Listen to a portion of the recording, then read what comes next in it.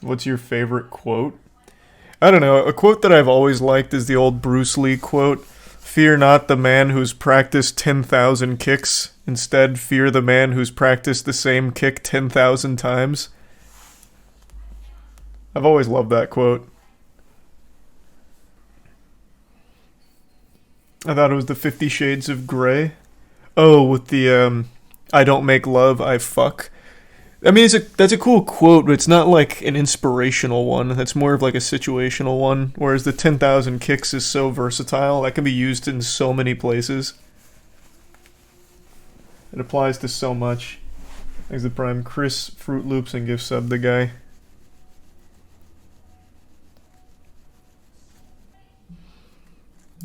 This case has the potential to end the internet as we know it. The internet flourishes on user-generated content. It's the backbone of the internet. And if you write or say something that is illegal, you can be held liable for what you said. But usually the websites that host your content Section 230, baby. And when you hear about Section 230, this is usually what we're talking about. But if websites were also liable for what users say, then websites would either shut down almost everything or police things so tightly that there would be basically nothing even remotely objectionable.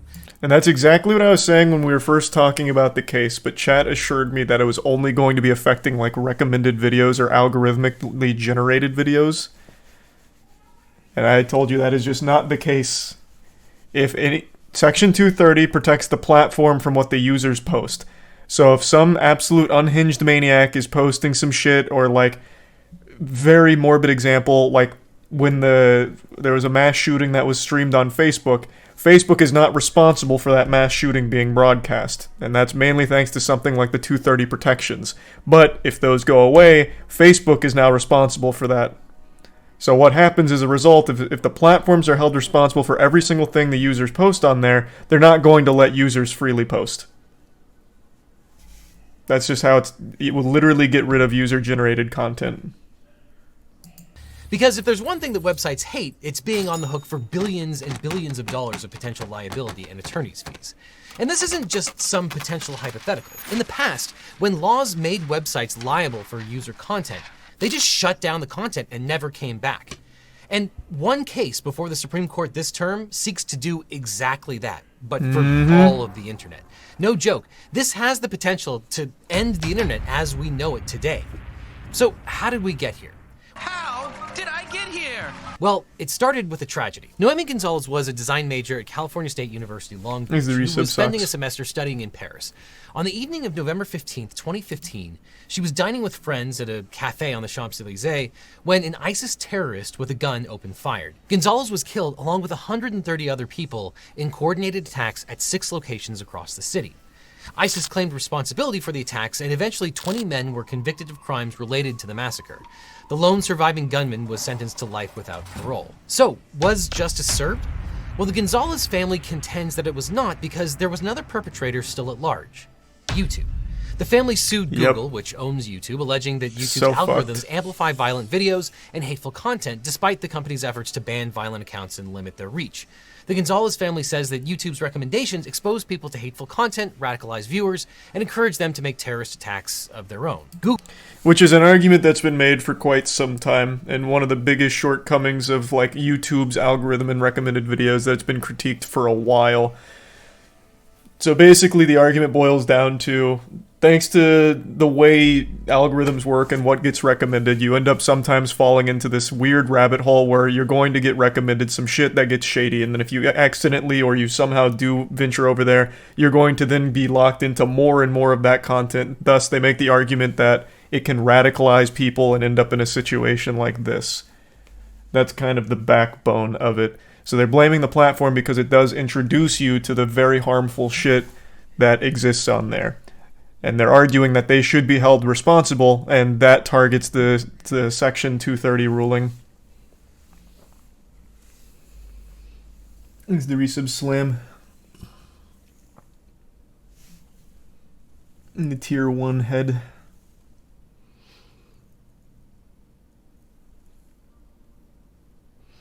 If you see a pro-terrorist video and decide to become a terrorist, you're probably bound to do it anyway. That's not exactly how it works, man. I feel like we're in the age where most people probably have a better understanding of how that kind of shit happens. Like, you see it on Twitter all the time. Like, you can actually see it happen in real time with some YouTubers. For example, here, let's take... Who's a good example? We'll do H3H3. You can see, like, a steady change in how H3H3 approached content and his online presence. It was subtle changes and then eventually leading to huge changes. You can appreciate the changes or not appreciate them, it doesn't matter. But over time, as he became exposed to more and more things that were pushed towards him on the platforms, you can see them change in real time. It's not like a flip of a switch where, like, H3H3 watched one video, he fully agreed with it, and then all of a sudden all of his beliefs changed. It's a change that happens over time. Some positive, some negative. So in this case, they're arguing it about being extremism. It's not just like, found one thing, and it's your fault, you were already going to become a terrorist. It's, you saw one thing, and maybe you weren't interested at first, but then as more things got recommended and you ended up getting curious and clicking, it started to change your perspective. Very rarely is it just like a flip of a switch. It's over time. So the argument is, as YouTube keeps when this happened, YouTube kept recommending all of this extremist content, it was changing people, radicalizing them over time, and eventually leading to this tragedy. That's the argument. It's not just, oh, they were already going to be terrorists. They clicked on a terrorism video and then all of a sudden became one. It's not YouTube's fault. It was the argument of they kept bringing it and it kept getting pushed to them.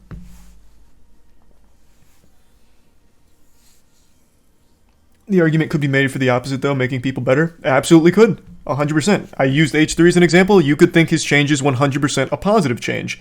You can argue it's good or bad. Absolutely. But the case is about a very extreme example where it was very bad.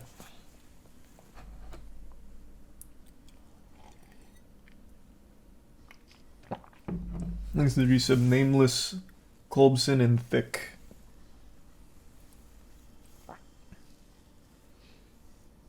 It's a Supreme Court case, Sylvie. It's hard to explain. We're at the beginning here, so Legal Eagle is going to absolutely break it down much more thoroughly than I can in a nutshell. But it's a pretty big deal. And by pretty big deal, I mean like it's actually a very big deal. It sounds like an excuse for money. I don't think they gain anything out of it. Let's assume they win this whole thing. I don't think they get like a monetary gain. What it would do is it would take down those protections, which pretty much nukes most websites. Thanks, Resub Panda. And the Bits Mage. They gain control over internet media. You realize that this isn't like a... Hold on. Let me pull it up so I don't get that wrong. So this case is called Gonzalez versus Google, and Gonzalez, like that group that is coming after them, is not like some kind of media company. It's not like they're trying to take control of YouTube and all of that. They really do believe that the Section 230 has led to extremist content radicalizing people. So it's not really like a money or control play, at least not from everything I've read about the case.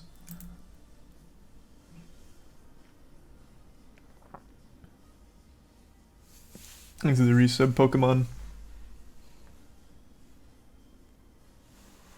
And the resub, Crest and Tier 1 James. Google argued that because ISIS, not YouTube, made and uploaded those videos, YouTube was not the provider or developer of those videos, and therefore it was immune from liability under 47 U.S.C. Section 230, otherwise known as Section 230 of the Communications Decency Act. Section 230 of the CDA immunizes internet services for the content that its users upload, and often allows websites to remove content without taking on liability. But the Gonzalez plaintiffs contend that YouTube's recommendations should not be covered by Section 230 because the company is acting like a content creator rather than a publisher. Which I don't really agree with. The Gonzalez claims fell within Section 230 and Google was immune from suit. The Gonzalez parties appealed, and the Supreme Court granted cert to answer the question of whether Section 230 immunizes an interactive computer service from liability for recommending other party content. Now, in support of their claims, plaintiffs allege that, quote, 2 of the 12 ISIS terrorists who carried out the attacks used online social media platforms to post links to ISIS recruitment YouTube videos and, quote, jihadi YouTube videos. One of the men who fired at Gonzalez had appeared in an ISIS recruiting video in 2014.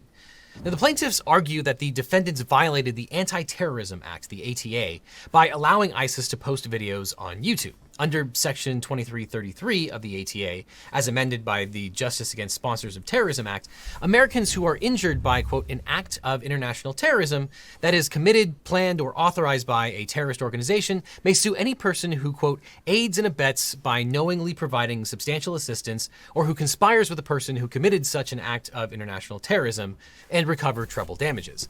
So the legal question in the lower courts was whether a social media platform that was not used to commit a specific, quote, act of international should be held liable for the recommendation. May still be liable for aiding and abetting under Section 2333. The plaintiffs say that the answer is yes, that Google aided and abetted an act of international terrorism, conspired with the perpetrator of an act of international terrorism, and provided material support to ISIS by allowing ISIS to use YouTube. So again, it ties into the recommendation. The argument is, even if they weren't making the content, by facilitating it, by pumping it out through the recommendations where you get a ton of that content pushed on you the second you click on something thanks to the algorithmic generation of like recommendations, they're arguing that they acted as a content creator by providing it to them.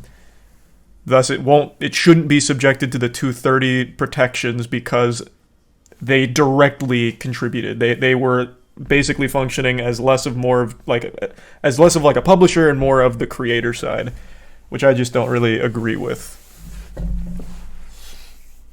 Thanks to the resub. Moist, Nath, and Tier 1 Auntie. There was, and probably still is, I haven't heard about it in a while, a real problem with like terrorist groups using YouTube for recruitment. And YouTube had those videos up for a long, long time. Like, they didn't get taken down. They didn't get taken seriously. That is a real issue. And by having those fly under the radar for so long, it spawned an entire community, which was listed there with like the jihadi YouTuber community, which is crazy that it actually existed, but it did get people radicalized. And that content was recommended once you clicked on one of those videos. So that's where the whole issue stems from. I think the optimal solution would be to just prevent that content from existing on YouTube. Like, there should be there's gotta be some way in fucking 2023 to recognize and get rid of content like that. That would have solved the issue 100%. Instead of targeting like the overall protections of Section 230, which are invaluable to the internet landscape. The resub Pigeon Commander and the resub Red Rhino. And the bits that guy. And the resub Tux. With AI, they could do it. You're not wrong. AI would probably be an extremely valuable tool to combat that. And the resub Gonzo. YouTube just too big to lose. That's what everyone likes to think, but in a case like this, when you have what is a very real terrorist incident that happened as a direct result of being radicalized through YouTube videos for some of the attackers, that's a very scary thing to the people in charge. That is something that they would absolutely act on out of fear and immediately start taking like massive swings without realizing the ramifications. This isn't something small or something silly. This is huge. Thanks to the resub Letho and epinephrine and the bits Craig. I don't know Craig, I haven't seen him talk about the M&Ms. And thanks to the resub Bungshire. And of course, the defendants say no, the plaintiff's claims are barred by Section 230 of the Communications Decency Act, which often immunizes interactive computer services, aka websites, even when they make targeted recommendations. The trial court and the Ninth Circuit Court of Appeals sided with Google, ruling that the claims fell within Section 230, Section C, because ISIS, not YouTube, created or developed the relevant content. The court said that YouTube, quote, selects the particular content provided to a user based on that user's inputs. The display of recommended content results from algorithms that are merely, quote, tools meant to facilitate the communication and content of others, and not content in and of themselves. As the lower courts noted, the recommendations are based on the user's preferences, not YouTube's. The plaintiffs argue that Section 230C does not apply to, quote, activities that promote or recommend content. So let's dig deeper into what all of this means. First of all, the plaintiffs are not simply arguing that platforms are liable because terrorists have used their services. They argue that the powerful algorithms that recommend content are not covered by the CDA because the recommendations are content in and of themselves. And as the Ninth Circuit said, the complaint alleges Google uses computer algorithms to match and suggest content to users based upon their viewing history. The Gonzalez plaintiffs allege that in this way, Google has recommended ISIS videos to users and enabled users to locate other videos and accounts related to ISIS, and that by doing so, Google assists ISIS in spreading its message. So the plaintiffs claim that YouTube facilitates communications between ISIS and people who watch their videos, thereby aiding ISIS in recruiting new members. The plaintiffs acknowledge— Which is that is true. They are not wrong. Everything they said here is correct. Which is why it's such a fucking tricky case. That is 100% accurate. And this was an issue for a long time. If you click on one of those videos, you will get recommended the entire community of videos, which legitimately does assist in spreading ISIS messaging and radicalizing people. So they are correct. Recruiting new members. The plaintiffs acknowledge that YouTube removed ISIS videos and suspended or blocked ISIS users at various times. However, the plaintiffs claim that YouTube should have been able to stop ISIS from re-establishing accounts using new identities. And the plaintiffs allege that Google left some of the ISIS videos up because they did not contain content violating the site's policies. At other times, Google removed the offending content, but did not suspend or ban the accounts. Now, we've talked about Section 230 of the CDA many times on this channel. Section 230 was created back in 1996 at the dawn of the internet. It has two key provisions. Section 230C1 says, quote, no provider or user of an interactive computer service shall be treated as the publisher or speaker of any information provided by another information content provider. This sentence is often called the 26 words that created the internet. This section stipulates that providing access to third-party content does not make an online provider the publisher or speaker of that content. Now, the second major part of the law is which I feel like a lot of people these days don't realize, especially with like Twitter and shit. There's very real problems on Twitter, especially with like pedophiles and shit. Like that needs to be taken down. But when people put it on Twitter's back, like Twitter is a platform that promotes pedophilia and shit, is always a bit overstated.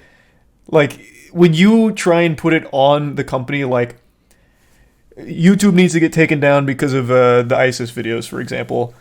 It's not a good argument to make, and you wouldn't want a world where Twitter, YouTube, whatever, is responsible because of those people using their service. Because in that case, nothing would be able to fly. If they're going to be held liable for every lunatic that uses the platform, and they're going to be the ones getting targeted, they won't allow anyone to post things without heavy scrutiny from an entire council that approves it beforehand, meaning any type of freedom to post is gone. It would be just completely evaporated. They wouldn't allow it. Would TikTok be affected? Everything would be affected. If Section 230, for some reason, they start poking holes in it, or somehow like get rid of it entirely, every single social media site, well, really, like pretty much any site at all where users can post, would be gutted overnight. 230C2, the so-called Good Samaritan provision, which states, quote, no provider or user of an interactive computer service shall be held liable on account of any action voluntarily taken in good faith to restrict access to or availability of material that the provider or user considers to be obscene, lewd, lascivious, filthy, excessively violent, harassing, or otherwise objectionable, whether or not such material is constitutionally protected. So this provision gives online platforms broad immunity from liability if they moderate content in good faith. This provision was meant to allow websites to police itself without incurring new liability, because it was an issue of knowledge. A website might not know what speech was hosted on that particular website, in which I think the world would be better if social media was down for a bit. That's a very short-sighted thing. I think one thing that Twitter has been invaluable with is information, to a fault almost, with an information overload. We can now easily tell when major media outlets are lying, such as with Sam Bankman-Fried, where it was all fluff pieces about him not being a fraud and all that. We can easily see when they're not talking about things, such as the train derailment in Ohio and everything like that. So should all of this get overturned, Section 230 is gone, you won't have Twitter. You won't have user-generated content. It will be gone. And then you are completely at the mercy of all of the corrupt mainstream media outlets that can easily feed any narrative to you at all, and you will never be able to fact-check it because that doesn't exist anymore. You wouldn't know. That's for everything. That's Twitter, YouTube, TikTok. Anything where users post content would be gone.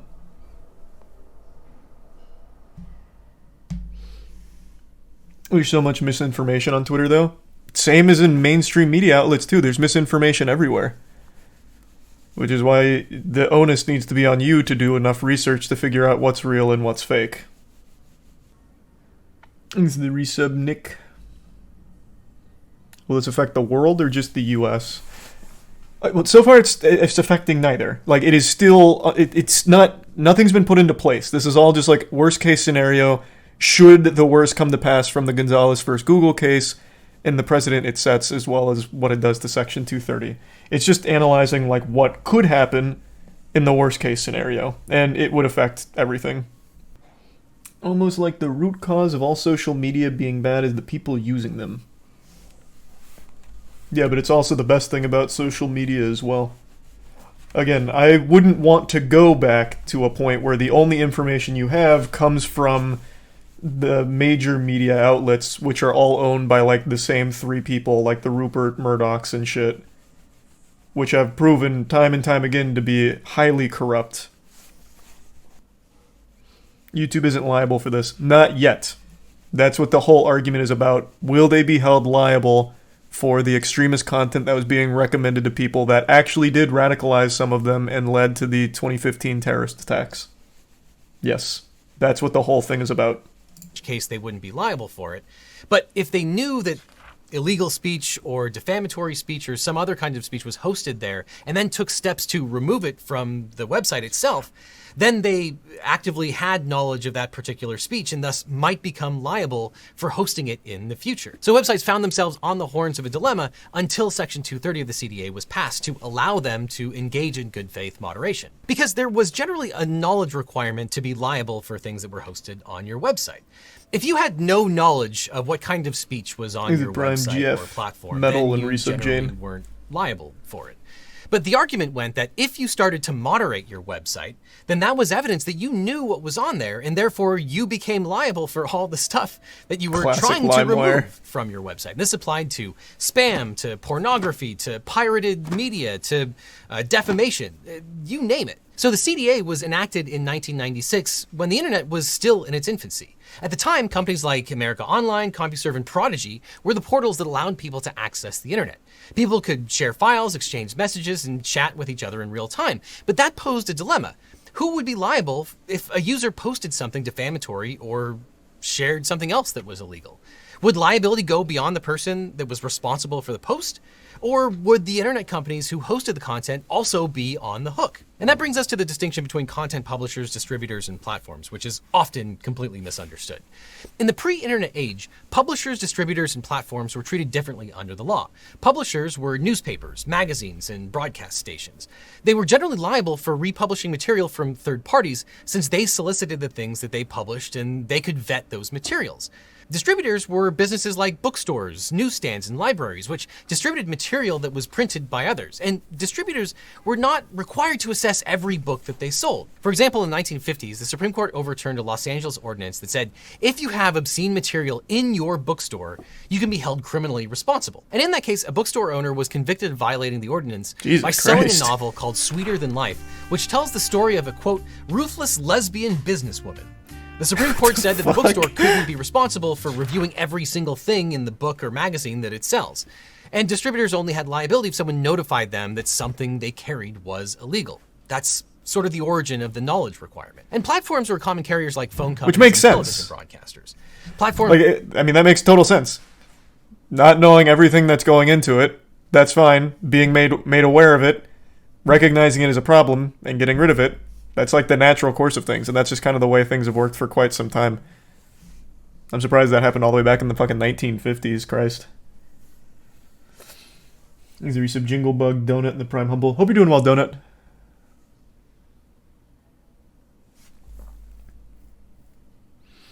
So is this an attack on free speech? It's an attack on anything user-generated. Like, anything user-generated is what this would affect, from any platform that allows users to generate the content. So, by extension, yeah, obviously. Thanks for your sub, Grotesque. Why can't the government just let us live our lives? Oh, I'm sure you know the answer to that one. But in this case, it is actually in a very tricky situation. There was a very real problem. One that got pointed out a lot. YouTube had an issue of housing and recommending ISIS recruitment videos. They had an entire jihadi community on YouTube. And they didn't act. And what happened is, it tragically led to a fucking terrorist attack from people who were radicalized through the YouTube content that was algorithmically recommended to them. That is what stemmed this whole thing. That's why it's so fucking weird and tricky, because it was a real issue, but I think they're targeting the wrong thing by expanding it to what could be extremely detrimental to the most important protections the internet has, which is Section 230. It's not just a case of them trying to meddle in our lives at this point. This one literally was a problem. But I think they're targeting the wrong thing about it. What solution would there be to the problem? They want an actual solution. If this is the only way to solve it, they'll probably do it eventually. Which is a scary thing to think about. Like I said, the solution is tighter moderation on extremist content, clearly. But given the size, the scale of YouTube, I recognize with common sense that is too big. That's too many things to review. Which is why AI could be instrumental. AI could do that. AI could solve that problem if YouTube was given the incentive to push that and have that work for them. That would be the solution, as opposed to just taking down 230. Do they have the incentive? Oh, I'm sure now they do. With this, I think so. I wouldn't be surprised if they really went hog wild with like AI moderation tools to tackle extremist content on the platform. Yeah. Fuck yeah. Thanks for the bit, Sylvie. And who decides what is extremist, though? My guy, I think there's some very obvious ones, like... And you did mention it. I didn't read the rest of it. Some of it's obvious, but some of it's more subtle. You're not wrong, but I think even just starting with the obvious is a great start. Like, the jihadi community literally was called the jihadi YouTube community, where they had literal ISIS recruitment videos. I've seen a couple of them. They were actual, like, Windows Movie Maker things sometimes, talking about, like, information to learn about joining ISIS as well as fighting for ISIS, this kind of thing. Like, that kind of shit existed for a long time and got recommended to people.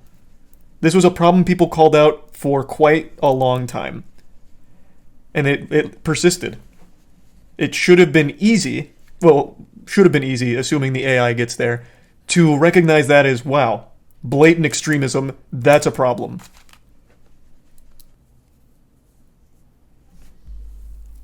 And getting rid of 230 would do nothing to solve it. It actually would, though. That's why they're going for it, if their target truly is 230.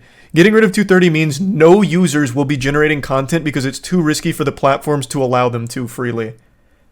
So you wouldn't ever see anything that wasn't heavily curated by the platform itself because they wouldn't want to be liable and be opening themselves up to a lawsuit.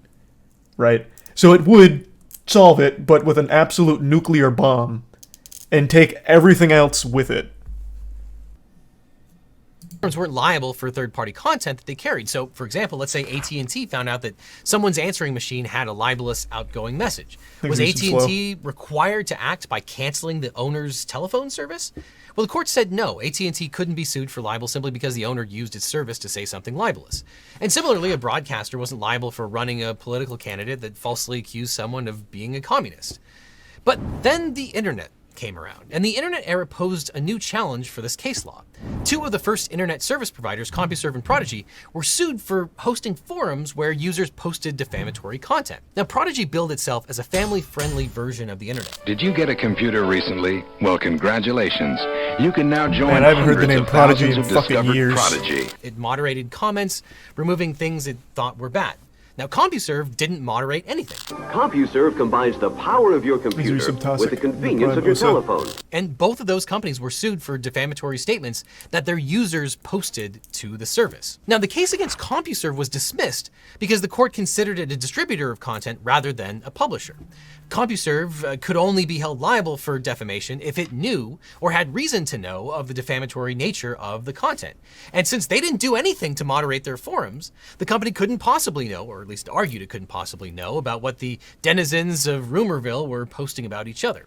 But Prodigy was found liable for failing to moderate because of their enough. moderation. Someone went on a forum they and were claimed aware. that Jordan Belfort's investment firm, Stratton Oakmont, committed fraud in connection with a stock IPO. The firm sued Prodigy and the anonymous poster for defamation, and a court held that Prodigy was liable as the publisher of the content created by its users, since it exercised editorial control over the messages on its bulletin board. Now, if the names Jordan Belfort and Stratton Oakmont ring a bell, that's because they were literally scamming people out of millions of dollars and have gone down as some of the biggest fraudsters in all of Wall Street history. The movie The Wolf of Wall Street is based on the fraud that they were perpetrating with respect to the IPOs. And it's one of the biggest ironies in all of First Amendment law that they won this lawsuit against the people that were hosting presumably accurate information about how they were scamming people out of money. That's part of the problem when websites are liable for user content, is that people can file lawsuits to stifle speech. That's what a slap lawsuit is all about. And because lawsuits are incredibly expensive, sometimes even if you scammed people out of money, as long as you file a lawsuit, you can stifle that kind of speech. But I digress. As a result of these cases, internet service providers basically either decided to not moderate at all and leave absolutely everything up, or basically moderate everything and not allow anything to go up. And basically no one was happy with this state of affairs, so Congress enacted the Communications Decency Act. And then, as now, lawmakers claim to be especially worried about things like harassment and obscene material. So they gave online providers immunity from lawsuits if they moderated content. And again, the irony here is that this legislation came from the sort of family values type politicians, the people who always want to think about the children. Oh, won't somebody please think of the children? They wanted to allow websites to remove violent and sexual conduct so that the internet could be even cleaner. Super squeaky clean Weenie Hut Jr. Got the little parental advisory explicit content warnings put on rap albums. But I digress again. Section 230 was intended as a way for internet companies to create and enforce basic standards to run their websites. And when the CompuServe and Prodigy cases were decided, the courts only considered whether the ISPs were publishers or distributors. But an internet service, like a website, didn't fit neatly into those categories. A traditional publisher has total control over whether to publish. I had no idea this is why that distributor act can was control started. what it buys, but it This is wouldn't so have been fascinating. practical for a human to fully screen every item. Modern social media companies host more material than any library or bookstore on Earth, which makes screening all of that info daunting, if not impossible. And without Section 230, social media companies would be subject to strict liability for every message and post made on their services. So Congress chose to give those platforms and websites immunity as an incentive to get them to remove offending speech. Congress also chose not to dictate to those companies which speech they had to remove. So that brings us back to the original question in this case. How should courts read Section 230? The lower courts follow the tests set forth in the Ninth Circuit case called Barnes versus Yahoo. Damn, so that really started in a really different way. Wow. I mean, shit. The most important law ever put into effect for the internet spawned from something very different. Yeah, unintended consequences, but it was the most beneficial thing for the internet. Without Section 230, the internet as it stands currently would not exist, and would have never existed. I knew about the lawsuit with the moderation because the argument, like, logically makes sense. If you don't moderate anything, it's plausible deniability. They didn't know anything bad was there. We can't hold them accountable. They get off. But when you do moderate, and you strictly moderate, and something bad's there, Well, now that excuse no longer flies because you must have known it was there, thus we're going to fuck you in the mouth. So then there's only ever two camps of complete free-for-all Wild West, and then Weenie Hut Jr., heavily moderated, every single piece of content needs to be looked at through a magnifying glass. Which led to the creation of Section 230.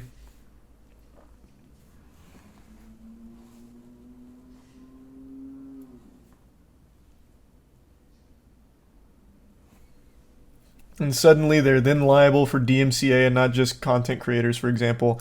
I don't think they are, though. What platform has been held liable for DMCA? In the early days of YouTube, I remember there was almost a case like that, but I'm pretty sure it was ruled in YouTube's favor.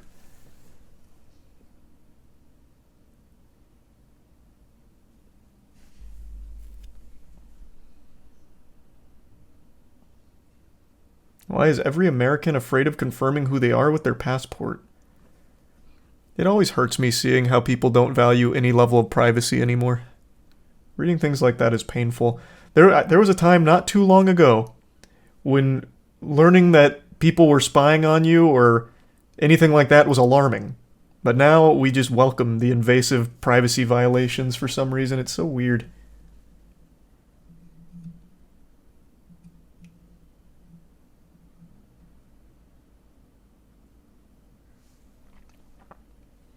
He's Tier 1 Holly and Resub Haley.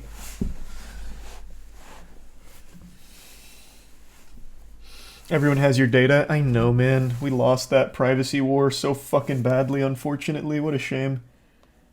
Every single thing collects data. It's so bad. Ugh. And no one cares anymore.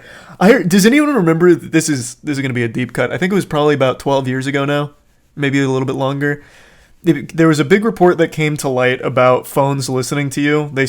People started recognizing that ads were curated to conversations you were having without ever putting anything into the phone. So like even if you weren't directly looking up things, it would still somehow be able to give you ads about things you talked about. And this was very alarming to a lot of people. This was like a big red flag back then. Like, holy shit, they're listening to me and giving me curated ads. This is a complete violation of privacy. And it became this big hoopla. And then it just vanished, and now everyone's like, oh, that's great. Hey, I was actually just talking about this. Thank you for listening, Google. Bang. And then bye. It's wild how quickly things shift around.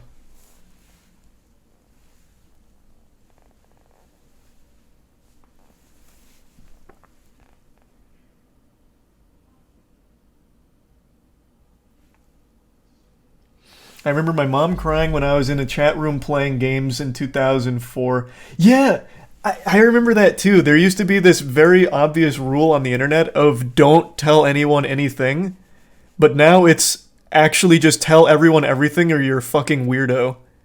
It's fucking crazy.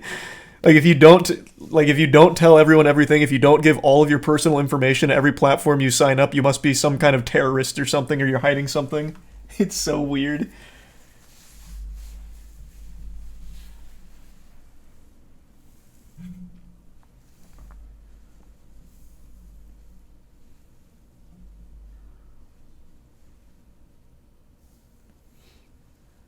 That's completely off target from what the actual case is, though. That was just ancillary, because I saw someone ask why people are opposed to giving their passport when signing up to websites, which I think should be obvious.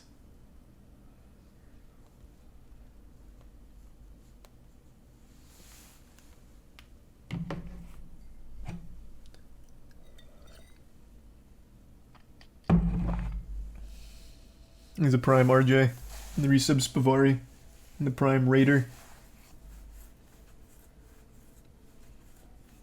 Has there ever been a court case where law enforcement used the listening devices to get targeted ads to confirm a crime was committed? No, but there have been plenty of cases where authorities have used similar tactics to know that someone was a threat, and then they still let the threat continue. Pretty much every mass shooter, like the FBI comes out and is like, yeah, we actually knew this guy was 100% going to do that. Like, we had a ton of information and a ton of reports on this guy. Like, we did know this was coming. Shame what happened.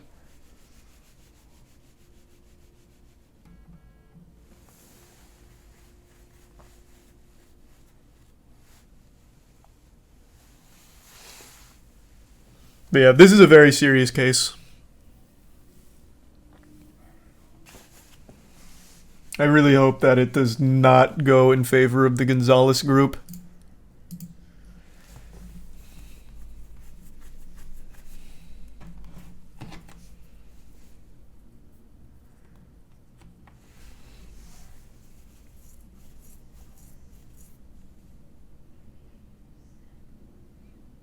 If this all goes down for the worst, what would your first action be? Well, I don't know, man. Like, that's a really hard thing to even picture, because it is scorched earth. If 230 goes down, it actually is scorched earth for the internet as a whole. His title is not clickbait. It's not exaggeratory. It really is that serious. I highly recommend watching Legal Eagles content surrounding it to go over, like, the whole scope of the situation.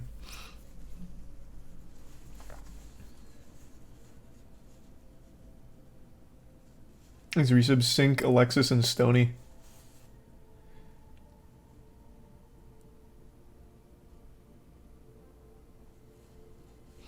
Stumble Guys time? Yeah, Matt just texted me they're ready, so we're gonna play some Stumble Guys. It's been too long. There's a tier 1.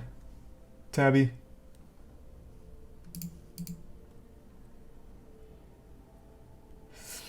Getting rid of 230 isn't the apocalypse. You're saying it'll be YouTube, Instagram, Facebook aren't going to shut down user content that'd kill their business and just force their hand to more heavily moderate. No, it would actually kill their business.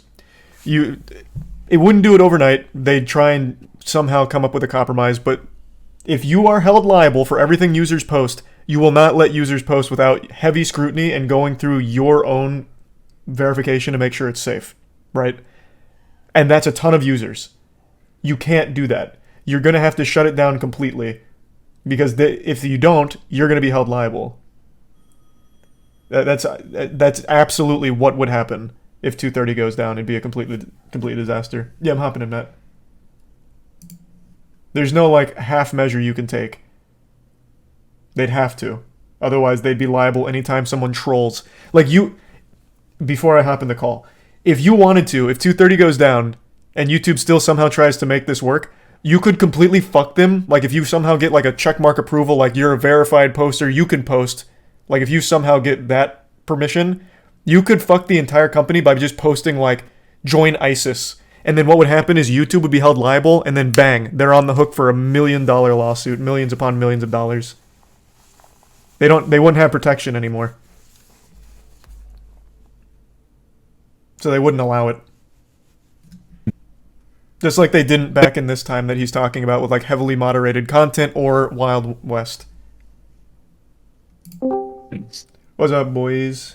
What's Hello. good? Hey.